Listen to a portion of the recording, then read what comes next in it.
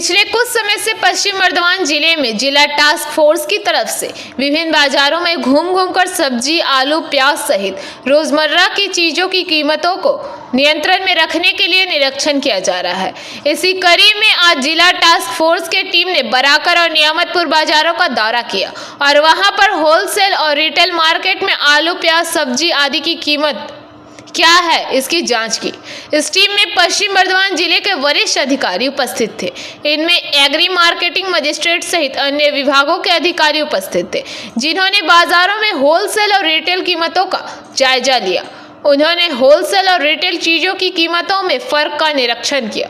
इस बारे में इस टीम के एक सदस्य ने बताया कि जिला शासक के निर्देश पर आज बराकर और नियामतपुर बाजारों का दौरा किया गया है और वहां पर आलू, प्याज और अन्य सब्जियों की कीमतों का जायजा लिया गया है।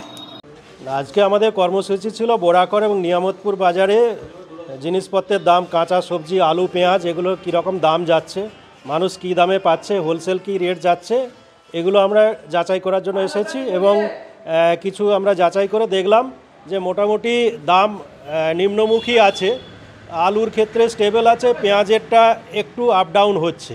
তো এখন যেহেতু বাইরের রাজ্যে, আমাদের রাজ্যে পেঁয়াজটা নেই, বাইরের রাজ্য থেকে পেঁয়াজ আসছে, আর যেহেতু কাঁচা পেঁয়াজ এগুলোকে হোল্ডিং বেশি করা যায় না, তার ফলে পেঁয়াজের দামটা খুব বেশি এখন বেশি নেই। তো এটা এবার আমরা রিটেলটা এরপর দেখব, রিটেল দেখে আমরা হোলসেল রিটেলের ফারাকটা বোঝার চেষ্টা করব। অ্যাকর্ডিংলি আমরা ডিপার্টমেন্টে এটা রিপোর্ট করব, ডিএম সাহেবকে রিপোর্ট করব বাজারের সিচুয়েশান। এখন ওভারঅল হোলসেল যে সিচুয়েশান দেখছি এটা স্টেবল আছে, এটা আমরা বলতে পারি, খুব একটা ঊর্ধ্বমুখী নেই। তো এটাই আমাদের প্রাথমিক আমরা অবজারভেশন যেটা দেখলাম আর কি। আজকে আমরা এখন বোরাকট দেখছি, এরপরে আমরা নিয়ামতপুর বাজারটা দেখব, তারপরে আমাদের আগামী যেসব কর্মসূচি আমাদের জেলা শাসক মহাশয় যেরকম আমাদের নির্দেশ দেবেন সেই মতো আমরা করব।